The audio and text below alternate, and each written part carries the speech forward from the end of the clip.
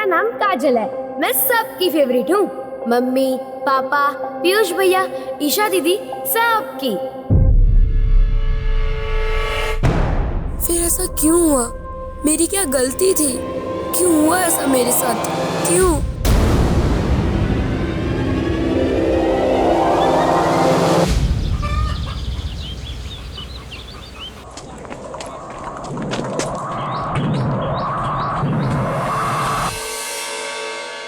अरे आपने कुछ लीजिए ना। हाँ जी, मिठाई दो बेटा। ठीक है। हाँ, ये ईशा हमारी बिटिया और ये हमारी धर्मपत्नी उमा। चाय लीजिए। द्वारकानाथ जी, हमारे तीनों बच्चे ईशा, पीयूष और काजल बड़े ही सुशील और संस्कारी हैं। पापा वो ना आज स्कूल में।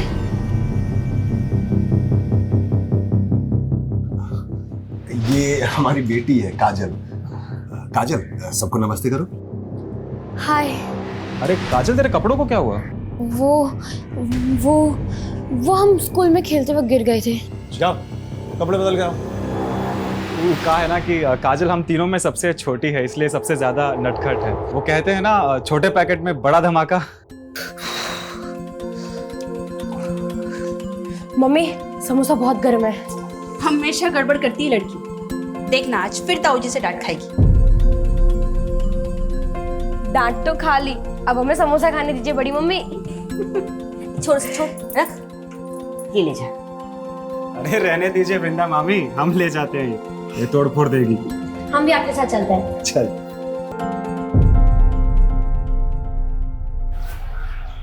ईशा, वैसे पसंद क्या है आपकी?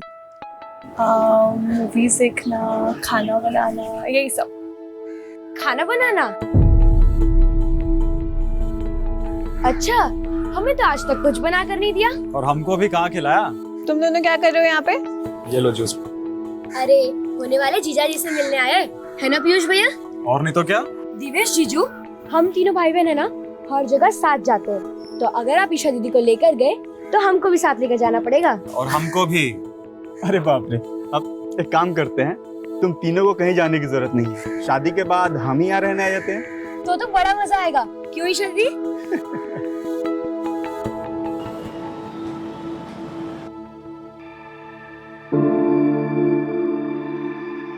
अवधेश में झिझक कह रहे, बोलिए ना क्या हुआ? द्वारकानाथ जी क्या बोले? अगले महीने देवेश अमेरिका जा रहा है। द्वारकानाथ जी चाहते हैं कि इसी महीने ईशा और देवेश की शादी हो जाए। नहीं, जल्दी पैसों का प्रबंध कहाँ से कर पाएंगे?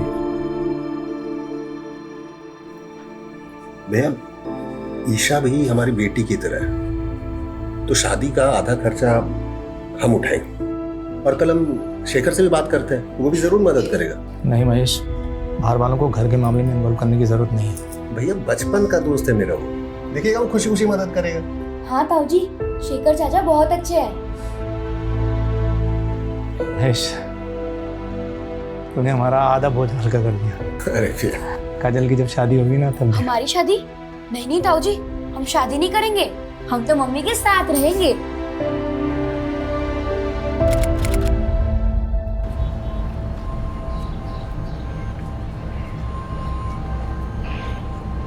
ए काजल,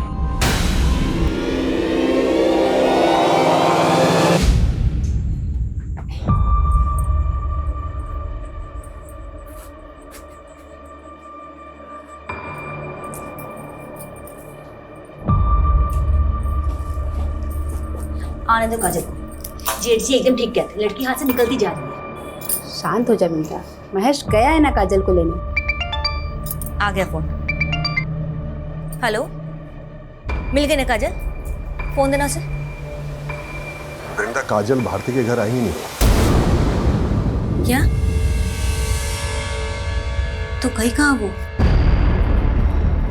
महेश, मिली क्या? नहीं। देख, तू चिंता मत कर, किसी ने कुछ कह दिया होगा, यहाँ मुंह फुला के बैठी होगी, मिल जाएगी। चल वहां ढूंढते हैं।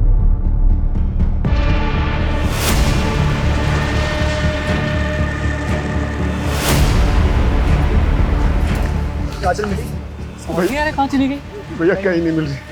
भैया हमको बहुत डर लग रहा है, पुलिस से मदद लेना चाहिए।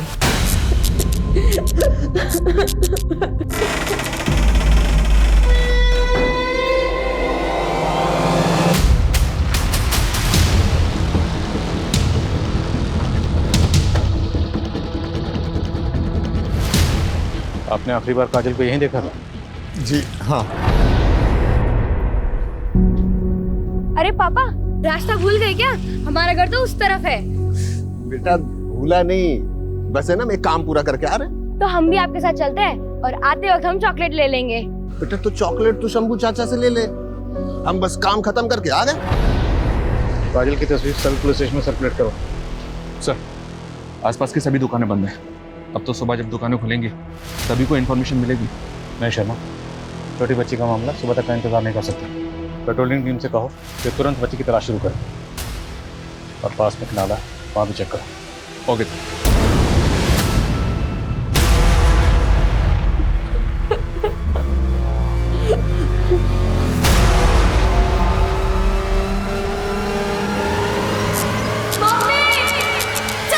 कहाँ जा रही बिंदा? कहाँ जा रहे हैं? काजल नहीं, कहाँ जा? मुझे जाना पड़ेगा उसमें। आ जाएगी काजल बेटा, तू शांति रखना। भाभी अभी तक नहीं आई है, पता नहीं कहाँ होगी हमारी बच्ची। कुछ नहीं होगा उससे, आ जाएगी वो। नहीं आई ना भाभी अभी तक। आ जाएगी ना काजल, तू शांति रखना। किस साल में होगी, कहाँ होगी? भाभी हमको हमारी काजल चाहिए। आ जाएगी बेटा।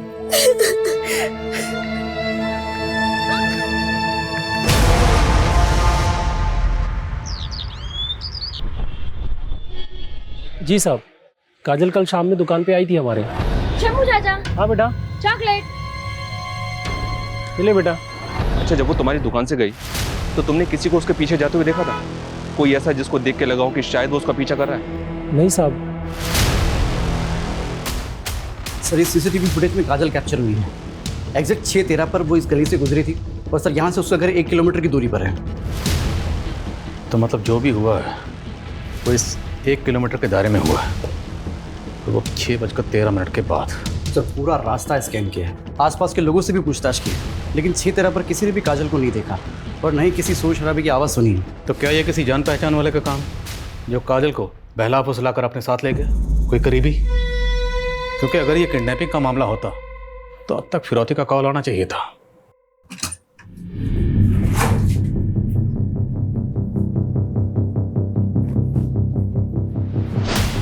वृंदा,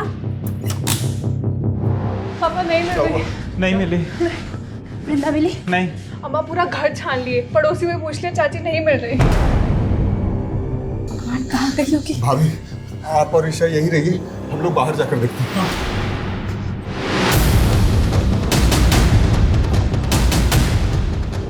तो महेश क्या हुआ?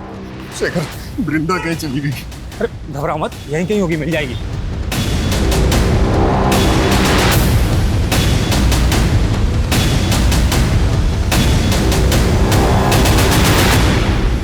वृंदा मामी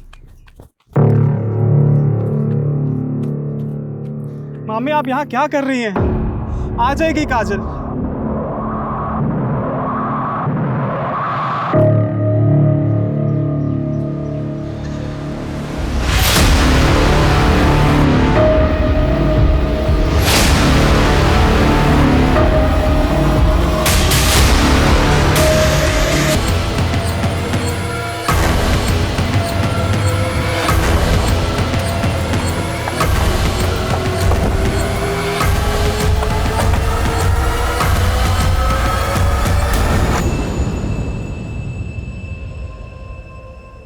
महज 12 साल की बच्ची को कितनी बेरहमी से क्यों मारेगा?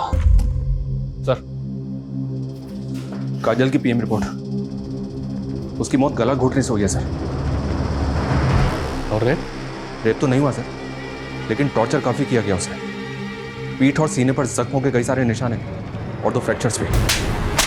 काजल को पहले बहुत बुरी तरह से मारा पीटा गया सर, और गला घोटने के बाद उसकी आंखें निकाल दी। 12 साल की मासूम बच्ची के साथ इतनी हैवानियत,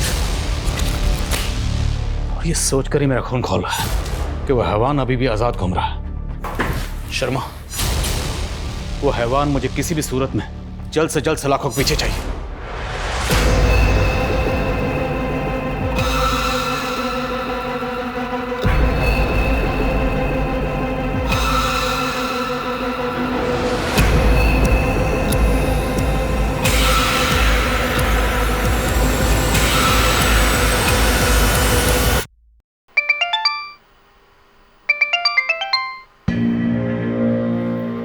कौन बार बार फ़ोन कर रहा है? देवेश के पिताजी हैं, शायद शादी की तारीख फिक्स करने के लिए फ़ोन कर रहे होंगे। शाम को बात करते हैं उनसे, बोल देंगे कि 6 महीने के लिए शादी टाल दें। लेकिन अगर देवेश एक बार अमेरिका चला गया तो फिर पता नहीं कब लौट कर आएगा। तो क्या करें? यहाँ हमारे भाई की बेटी की जान गई है और तुमको अपनी बेटी की शादी की पड़ी है, हैं? भैया भाभी सही कह रही, अभी शादी टल गया तो हो सकता है कि रिश्ता भी टूट जाए। इससे अच्छा रिश्ता हाथ से जाने मत दीजिए। क्या कह रहे हो? सही कह रहे, ईशा और देवेश की शादी इसी महीने होना जरूरी है।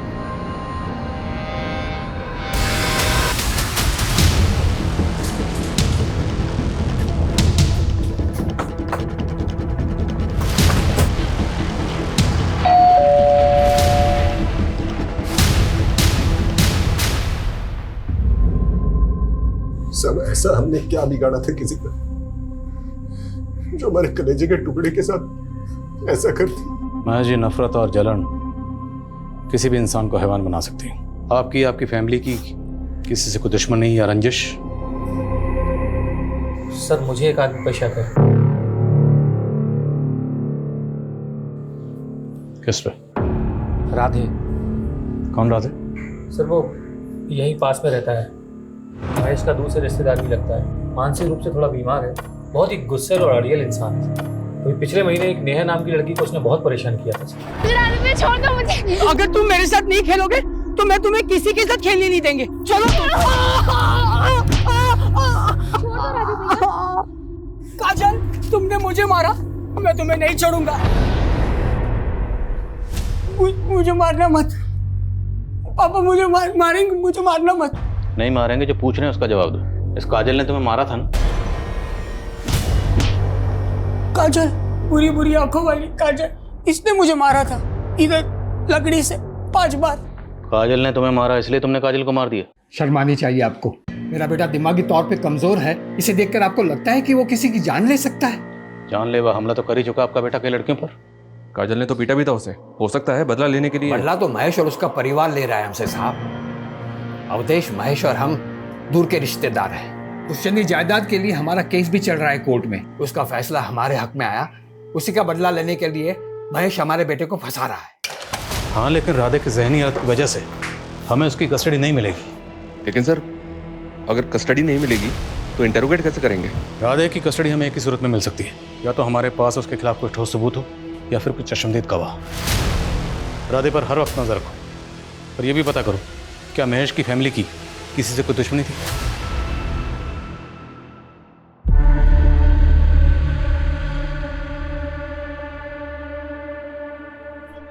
उठे, उठ। अरे कौन आवाज कर रहा है? उठ, उठ, उठ, उठ।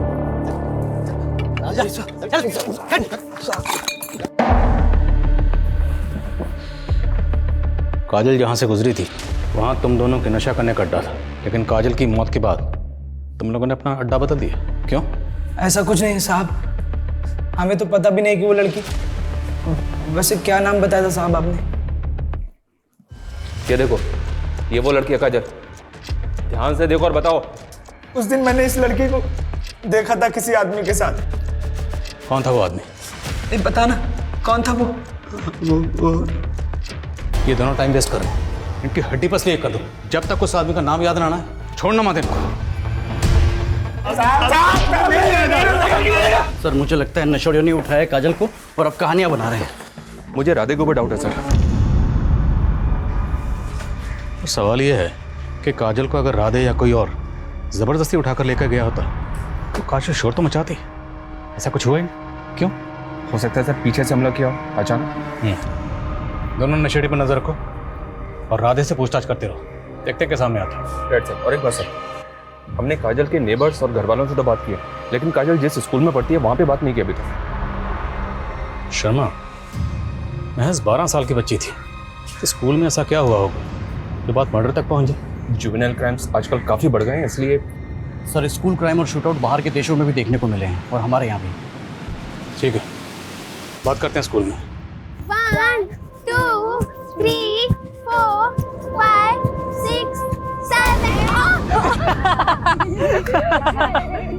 अरे रे देखो तो बेचारी काजल गिर गई। इसे तो प्रीफेक्ट बनना था ना। चलना आता है नहीं, बनेंगे प्रीफेक्ट। तुम खुद को बुली समझते हो? हम बुली समझते नहीं है बच्चू, हम बुली हैं। स्कूल में सब डरते हैं हमसे। गुड मॉर्निंग सीना sir. Good morning sir, good morning. देखा कैसे डर गया ना। दोबारा हमें यहाँ हमारे दोस्तों को तंग मत करना, वरना सच में प्रिंसिपल सर को बता देंगे। फिर ना ही तुम प्रीफेक्ट रहोगे और ना ही स्कूल में। उस दिन के बाद से आकाश उसके पीछे पड़ गया था और एक दिन तो उसने हद ही कर दी। छोड़ो मुझे। मुझ पे हंस रही थी ना। ऐसा करते हैं इसे स्टोर रूम में बंद कर देते हैं। अब पड़ी रहे इधर ही।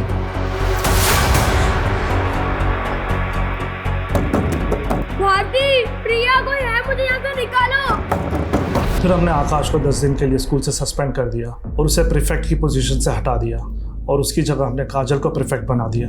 मानते हैं सर, हम काजल को बहुत परेशान करते थे, लेकिन हम उसको कुछ नहीं किए।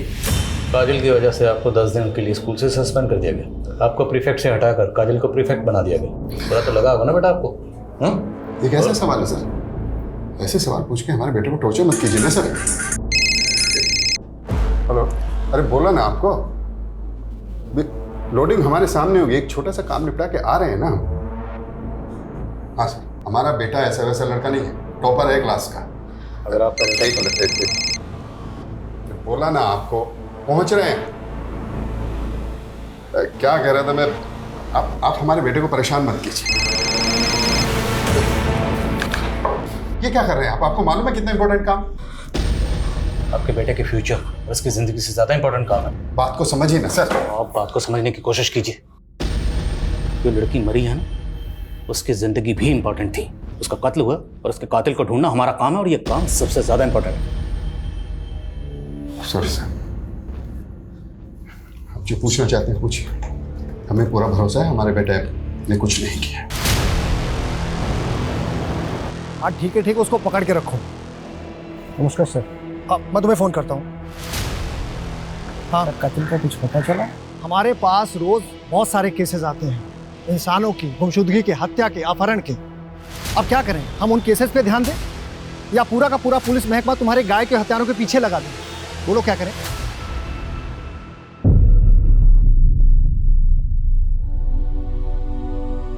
माँ, ईशु दी की शादी में ना मैं ये पहनूंगी। अच्छी लग रही हूँ ना? एकदम परी लग रही है। वृंदा, भाभी साड़ी दी है आज पूजा में पहनने के लिए।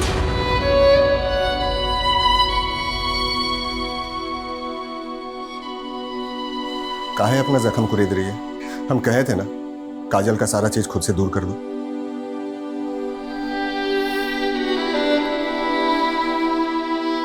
वृंदा, ईशा भी हमारी बेटी है और 10 दिन के बाद उसकी शादी है, तो ये मातम छोड़ो और शादी की तैयारी के लिए भाभी का हाथ बटाओ। काफी अजीब है सर, काजल की हत्या को अभी कुछ ही दिन हुए और उस घर में शादी भी हो रही है। इतनी जल्दबाजी आखिर किस लिए? सर, वो दोनों नशेड़ी आलोक और प्रेम कुछ बताना चाहते हैं।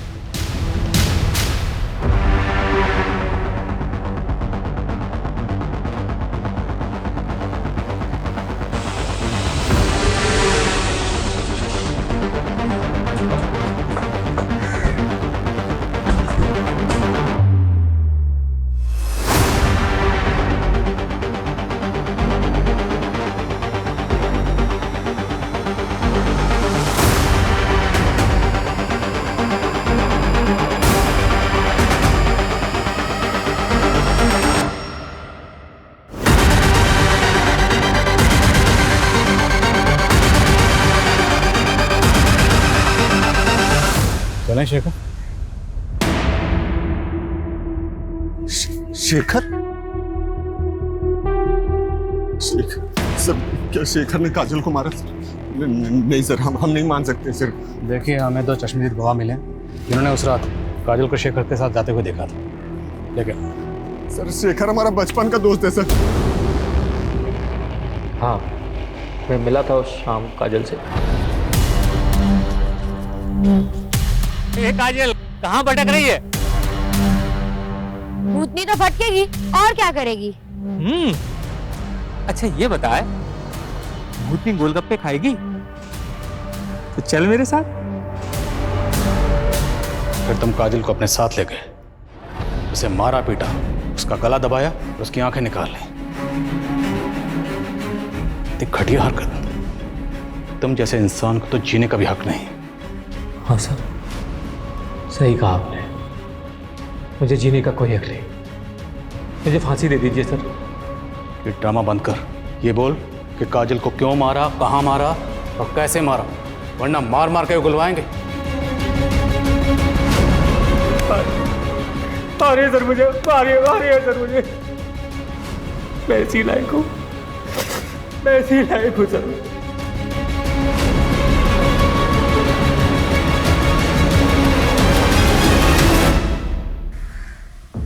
पहली बार ऐसा महसूस हो रहा है जैसे इस केस को क्लोजर नहीं मिला। चश्मदीद गवाह है, कातिल ने अपना जुर्म कबूल कर लिया, भी ऐसा लगता है जैसे केस सॉल्व नहीं हुआ। क्यों सर? पहली बात तो ये है कि शेखर ने काजल को अगर मारा है तो मोटिव क्या था उसने नहीं बताया। उसने काजल को कहाँ मारा नहीं बताया, काजल को कहाँ छुपा के रखा था नहीं बताया, यहाँ तक कि काजल को पेट पर कब लटकाया उसने कुछ नहीं बताया। तो आपको लग रहा है सर शेखर हमसे झूठ बोल रहे हैं? लेकिन सोचने वाली बात तो ये भी है सर कि कोई खून का इल्ज़ाम अपने सर पे क्यों लेगा? यही सवाल तो ध्यान में घूम रहा है, पर मेरी गट फीलिंग कहती है शेखर खूनी नहीं। राधे के कोई अपडेट? नहीं सर, उसके घर के आसपास लोग लगाए हैं, लेकिन उस दिन के बाद वो घर से ही बाहर नहीं निकला। शायद बाप ने रुक रखा हो। आकाश और उसके फादर विवेक, उनकी बैकग्राउंड भी खंगालो। हो सकता है टॉपर बेटे के सस्पेंशन से बखलाकर उसने ये कांड किया। सर आज ही अपने खबरों को काम पे लगाता हूँ। पता कर। सर एक बात दिमाग में आई है, ये भी तो हो सकता है सर कि ये शेखर किसी और को बचाने के लिए इल्ज़ाम अपने सर पे ले रहा है। महेश उसका बचपन का दोस्त है। शेखर ऐसा क्यों करेगा? ये शेखर की फैमिली प्रयागराज में नहीं रहती ना? नहीं सर, 10वीं के बाद मुंबई शिफ्ट हो गया था, लेकिन 3 साल पहले अचानक वापस आ गया और अकेला ही रह रहा है। मुद्दा तो यही है कि शेखर आखिर किसी और के खून का इल्ज़ाम अपने सर क्यों ले रहा है। अब अगर हमें ये जानना है तो हमें शेखर की ज़िंदगी की किताब के पन्नों को पीछे की ओर पलटना होगा। आज ही मुंबई के लिए रवाना हो और पता करो शेखर का गुजरा हुआ कल। Okay sir.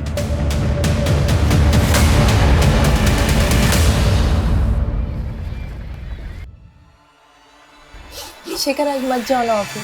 क्या करें, जाना तो हम भी नहीं चाहते, पर हम ना अपना सारा काम जल्दी से जल्दी निपटाना चाहते हैं ताकि अपने बच्चे और तुमको ज़्यादा से ज़्यादा समय दे सकें। चलो अपना ध्यान रखना।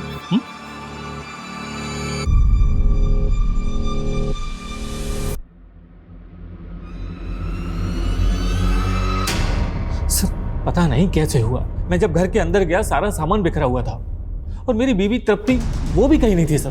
बाहर निकल के सब लोगों से पूछा पर किसी ने कुछ नहीं बताया। सर प्लीज उसे ढूंढ दीजिए सर। सर मेरी बीवी मां बनने वाली है।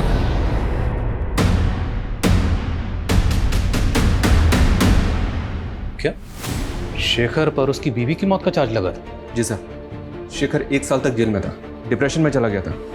फिर जब कोई सबूत या गवाह नहीं मिला तो उसे छोड़ दिया गया। और दोनों मियाँ बीवी के बीच अनबन की वजह क्या थी?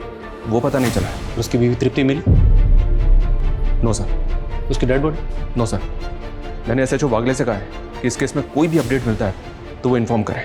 लेकिन एक बात समझ में नहीं आ रही, शेखर की बीवी तृप्ति गायब हुई 3 साल पहले, तो 3 साल पहले गुजरे उस हादसे का काजल के केस से क्या ताल्लुक हो सकता है?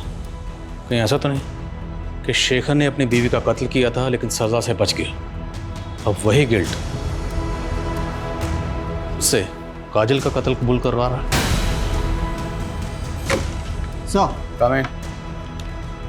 सर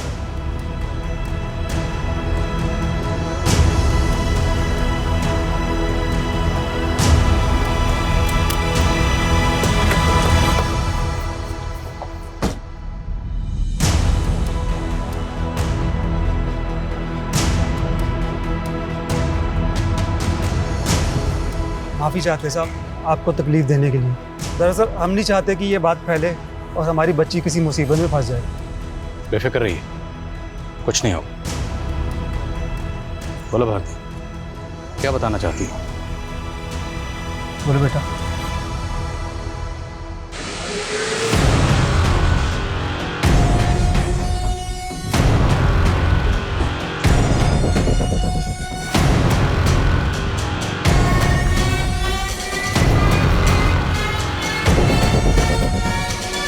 दिखाओ मैडम।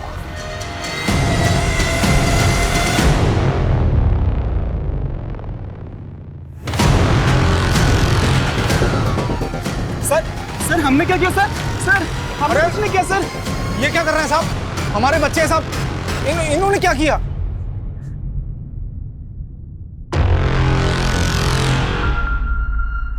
सुना है तुम तीनों भाई बहन में बड़ा प्यार था, और तुम दोनों में तो कुछ ज्यादा ही प्यार था। इश्क, एक नाजायज रिश्ता। तुम दोनों के राज से पर्दा उठ चुका है। अब बेहतर यही होगा कि आगे की कहानी तुम लोग खुद बताओ। बोलो। हाँ सर, ये सच है कि हम दोनों एक दूसरे से प्यार करते, बचपन से साथ में खेलते कूदते बड़े हुए, और हमें पता है ये समाज कभी भी रिश्ता मंजूर नहीं करेगा, मगर हमने कभी पीयूष को अपना भाई नहीं माना और नहीं मानेंगे। हाँ बाबूजी तो बचपन में ही बस हादसे में गुजर गए थे। उसके बाद में महेश मामा और अद्वेश मामा ने ही मेरा पालन पोषण किया। ईशा की शादी हम किसी और से होते हुए नहीं देख सकते थे, और ना ही ईशा के साथ शादी हम सबके सामने कर सकते थे, इसीलिए हमने ये रिश्ता सबसे छिपाया था। पीयूष, 1 महीने में शादी हो रही है हमारी। मर जाएंगे लेकिन किसी और से शादी नहीं करेंगे। हम तेरी शादी के एक दिन पहले यहाँ से भाग जाएंगे, मुंबई चले जाएंगे। फिक्र मत करना, तू मत कर तू फिक्र, मैं सब संभाल लूंगा। ईशा दीदी, पीयूष भैया। अगर काजल इसके बारे में पूरे परिवार को बता देती तो तुम दोनों के भागने का प्लान चौपट हो जाता। उस दिन तुम काजल को भारती के घर के बाहर मिले थे। झूठ तो बोलना मत, क्योंकि भारती हमें सब कुछ पहले ही बता चुकी है। हाँ ये बात सच है सर। हम जानते हैं हमसे बहुत बड़ी गलती हो गई है। ईशा को भी समझ में आ गया है। हमने भागने का प्लान भी कैंसिल कर दिया है। सच्ची सब कुछ वैसा ही चलेगा जैसा कि घर वाले चाहते हैं। तुम समझ रही हो ना हम क्या कह रहे हैं? तुम किसी को बताओगी तो नहीं? ठीक है भैया, हम किसी को नहीं बताएंगे, पर आप अपना वादा तो नहीं तोड़ोगे ना? नहीं, पक्का वाला प्रॉमिस। ठीक है। काजल ने वादा किया था कि वो किसी को कुछ नहीं बताएगी। हमने भरोसा किया था उस पर उसने तुम्हारे विश्वास को तोड़ दिया। उसने अपनी दोस्त भारती को सब कुछ बता दिया था। तुम काजल को मिले, अब उसे अपने साथ ले गए, उसे मारा पीटा, उसकी आंखें निकालने, उसका गला दबाया। नहीं सर ये बिल्कुल झूठ है सर। हमने काजल को नहीं मारा। इसी भतीजी की शादी के लिए मरे जा रहे थे ना आप? हाँ, अपनी बेटी के शौक से ज्यादा आपको उसकी शादी की पड़ी थी। ईशा और पीयूष के साथ साथ आप भी मेरी बेटी की मौत के जिम्मेदार हैं।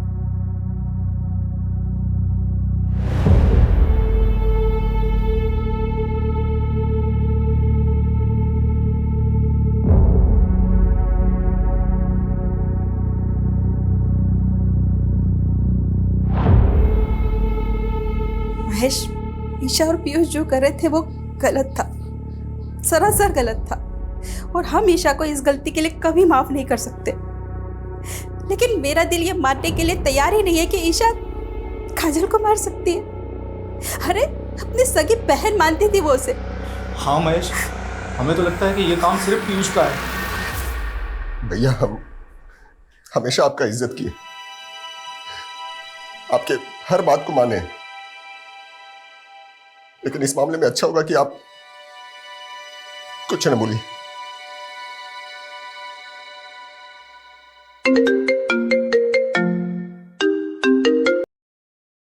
हाँ वागले, बोलो। क्या शेखर की बीवी तृप्ति जिंदा है? जी सर, ऐसे जो वागले ने ढूंढ निकाला। शर्मा, तुरंत मुंबई के लिए निकलो।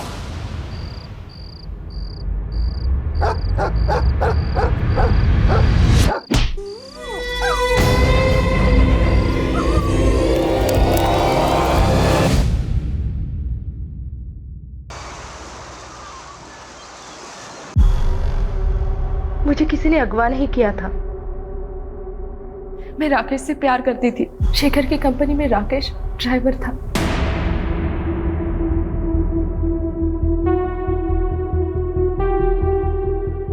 और मैं शेखर को छोड़ना चाहती थी, इसीलिए ये हम दोनों का प्लान था। अपनी आजादी के लिए तुमने एक बेकसूर को फंसा दिया। इससे तो अच्छा होता कि तुम उससे साफ साफ बात कर लेते, डिवोर्स दे देते। मेरे फैमिली वाले मुझे डिवोर्स लेने नहीं देते, पर तब मैंने ये नहीं सोचा था कि शेखर मेरे खून के इल्जाम में जेल चला जाएगा। पर एक तरह से मैंने भी सजा भुगती।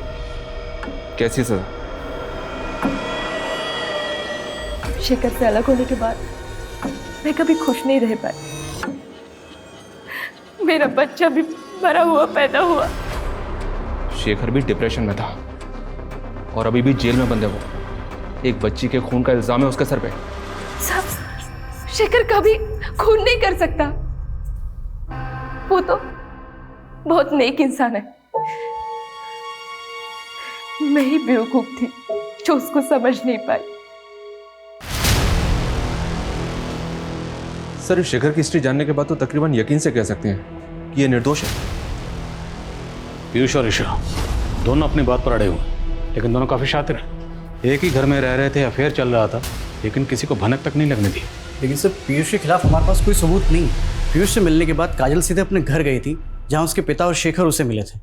यानी कि पीयूष से मिलने के बाद तो बिल्कुल ठीक थी। राधे की कोई अपडेट? नहीं सर, कोई सस्पिशियस मूवमेंट नहीं है। तो फिर आखिर इस केस की चाबी है कहाँ? एक काम करते हैं, शुरू से शुरू करते हैं। काजल सबसे पहले मिली थी पीयूष को भारती के घर के बाहर। उस वक्त बजे थे 5:15 सर। 5:15। फिर वहां से जब काजल अपने घर लौट रही थी तो वो अपने पिता महेश से मिली। टाइम 5:55। फिर वहां से वो शंभू की दुकान पे गई। उस वक्त बजे थे तकरीबन 6:15। 6:15।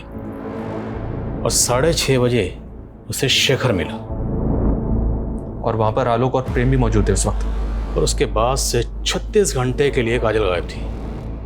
और 36 घंटे बाद उसे सबसे पहले देखा उसकी माँ ने, जब उसकी लाश पेड़ पर लटकी हुई थी। इसका मतलब सर, इन 36 घंटों में काजल कहाँ थी, हमें सबसे पहले ये पता करना होगा। और सर, वो लड़का राधे जिसको काजल ने पीटा था, और स्कूल का वो लड़का आकाश, उसका फादर विवेक। सस्पेक्ट बहुत है हमारे सामने, पर इन सस्पेक्ट्स में से कातिल कौन है? या कहीं ऐसा तो नहीं कि कातिल अभी तक हमारे रडार में आया ही ना हो?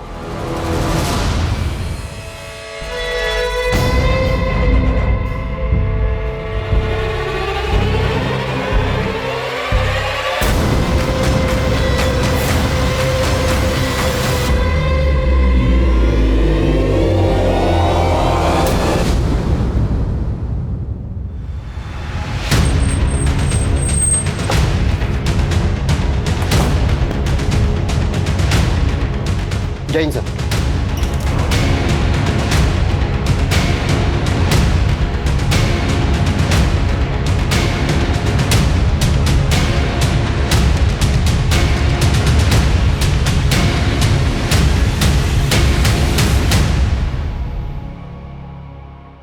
सर, अभी तक काजल से जुड़े लोगों पर शक कर रहे थे हम, लेकिन इस हत्या के बाद अब ऐसा लग रहा है कि ये काम किसी सीरियल किलर का हो सकता है।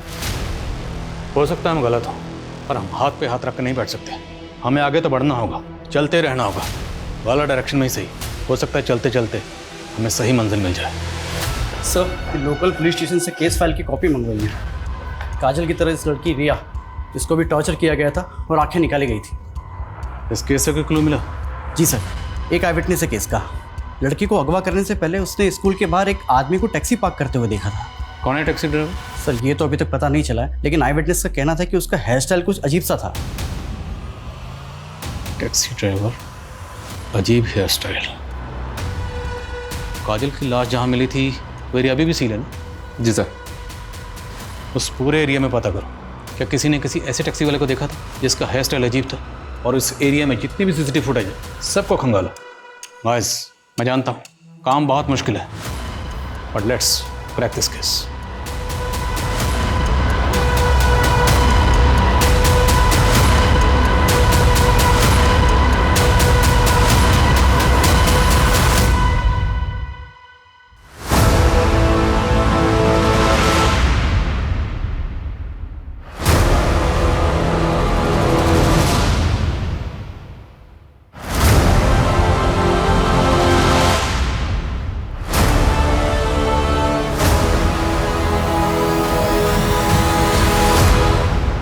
इन टायर मार्क्स की तरफ हमने कभी ध्यान ही नहीं दिया। सर ये एरिया कभी से सील है, ये सब पहले क्यों हो गया? एक्सपर्ट को बुलवा, पता लगवाओ कि टायर मार्क्स किस व्हीकल के हैं। अब इस केस में रोशनी अंधेरे में तीर चलाने से ही होगी।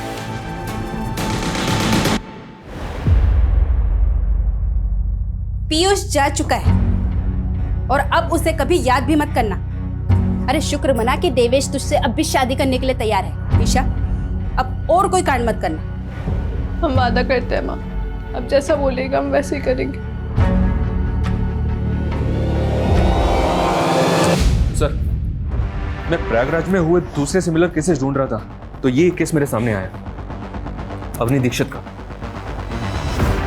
काजल, रिया और अवनी तीनों केसेस में विक्टिम को पहले टॉर्चर किया गया, उसके बाद उनकी आंखें निकाली गई।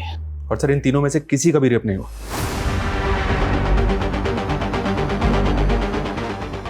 शर्मा, तुमने एक चीज नोटिस की?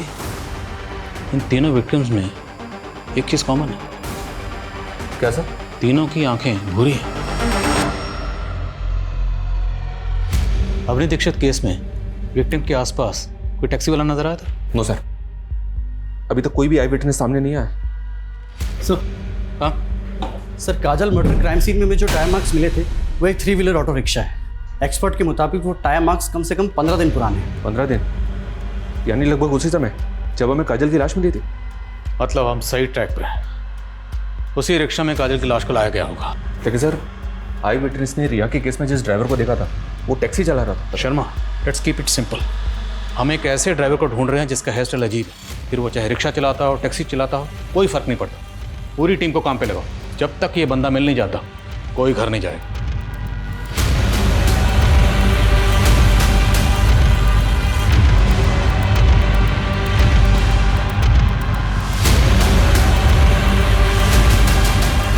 सर ये 2 ड्राइवर्स मिले हैं, दोनों की अपनी अपनी कहानियां हैं, अपने अपने अलीब हैं। 1 मिनट सर, ये आदमी, इसको तो देखा है मैंने सर। कौन है ये तो वही ड्राइवर है सर जिसके साथ शेखर की भी तृप्ति भागी थी। राकेश नाम है इसका। सर अभी कुछ देर पहले ही छोड़ा है मैंने, ज़्यादा दूर नहीं गया होगा, उठा लेते हैं उसे। नहीं, रुको, जाने दो उसे, लेकिन नजर बनाए रखो।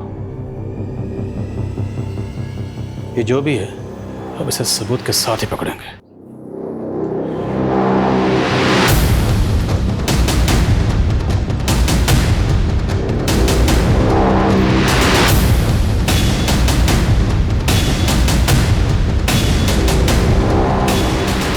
हेलो, हाँ मैं घर के बाहर वेट कर रहा हूँ।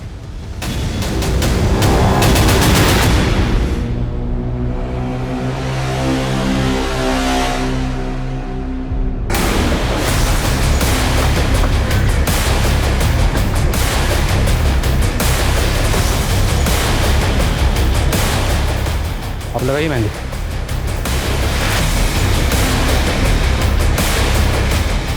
तो केदार जी, राकेश को जानते हैं ना?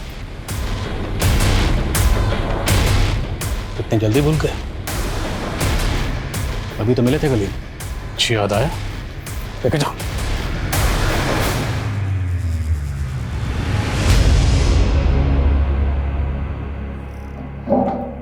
बोलिए केदार जी, सच का बोझ बहुत भारी होता है, उतार दीजिए। राधे हमारा बेटा, आप तो जानते ही हैं कि वो दिमागी तौर पे कमजोर है। हमारा वंश आगे बढ़े इसके लिए हमने हमसे कम उम्र की लड़की शीला से शादी कर ली, ताकि तंदुरुस्त और हेल्दी बच्चा पैदा हो। 3 बार हमारी बेबी उम्मीद से थी, लेकिन तीनों बार बच्चे पेट में ही मर गए और हमें हर हालत में तंदुरुस्त बच्चा चाहिए था। इसलिए हम हमारी बीवी को लेकर बंबई चले गए। कुछ दिनों के बाद हमें तृप्ति मिली, शेखर की बीवी। केदार जी प्लीज शेखर को मत बताइएगा। नहीं बताएंगे, हम हमारी परेशानी में उलझे हुए हैं, इसलिए तो मुंबई आए हैं। क्या परेशानी है आपको? दूसरी शादी इसलिए की ताकि बच्चा हो जाए। ये मेरा पति है राकेश। बंबई इसलिए आया हूँ कि बीवी का इलाज हो जाए तो मैं घर का चिराग मिल जाएगा। राकेश हमें एक बाबा के पास लेके गया। उसने उपाय भी बताए। तेरी पत्नी जिंदा बच्चे को जन्म दे सकती है, लेकिन उसके लिए तुझे बलि देनी होगी। 3 गायों की बलि, 10 कुत्तों की बलि और 3 भूरी आंखों वाली लड़कियों की बलि देने के लिए कहा। राकेश ने कहा कि गाय और कुत्ते की बलि तो वो खुद दे देगा। जानवर को मारना इतना मुश्किल नहीं, लेकिन इंसान को। काजल को कैसे चुना? किस्मत ने साथ दिया साहब। मेरी बीवी का पहला पति शेखर भी वहीं रहता था, काजल को अच्छे से जानता था। हमने उस रात काजल को रोका और उसे बताया कि तुम्हारे शेखर चाचा की खोई हुई बीवी मिल गई है। शेखर चाचा की बीवी? आप उन्हें जानते हो अंकल? हाँ बेटा, अच्छी तरह से। उनकी फोटो भी है मेरे पास, ये देखो। अभी कहाँ है वो? चलो मेरे साथ, मिलवाता हूँ उनसे। तृप्ति चाची कहाँ है? है ना कत्थई आंखें, जैसी चाहिए थी।